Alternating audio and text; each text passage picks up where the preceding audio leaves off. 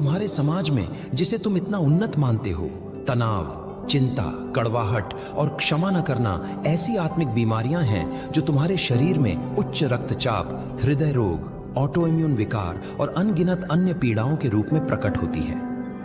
तुम्हारा विज्ञान इन बीमारियों के लिए जटिल नाम गढ़ता है और उनके लक्षणों का इलाज करने के लिए शक्तिशाली दवाइयां बनाता है, लेकिन वह अक्सर उस जड़ को अनदेखा कर देता है जो आत्मा में छिपी होती है।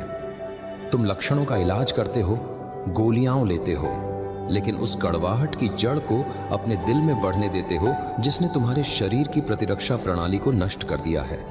तुम उस चिंता और भय को पालते रहते हो जो तुम्हारे शरीर में लगातार तनाव के हार्मोन छोड़ते हैं, और फिर तुम उन हार्मोनों के प्रभाव को कम करने के लिए दवा खाते हो।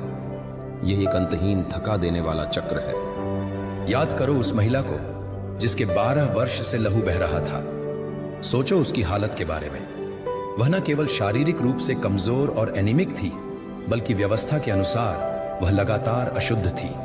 वह किसी को छू नहीं सकती थी, वह मंदिर में आराधना नहीं कर सकती थी, वह सामाजिक रूप से बहिष्कृत थी, भावनात्मक रूप से टूटी हुई थी और आत्मिक रूप से हताश थी।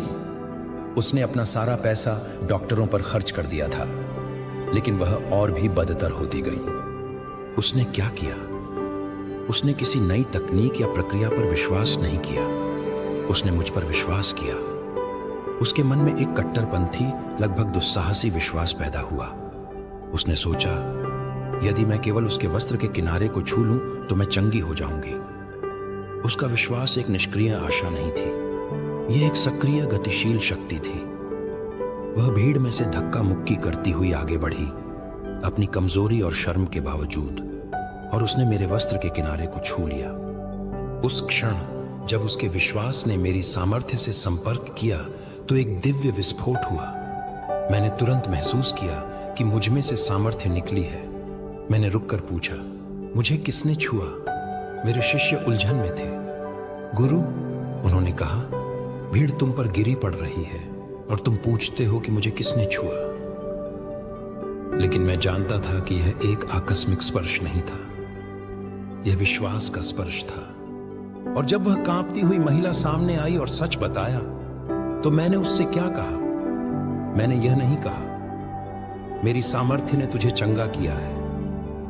मैंने यह नहीं कहा, यह तो होना ही था। मैंने कहा, पुत्री, तेरे विश्वास ने तुझे चंगा किया है।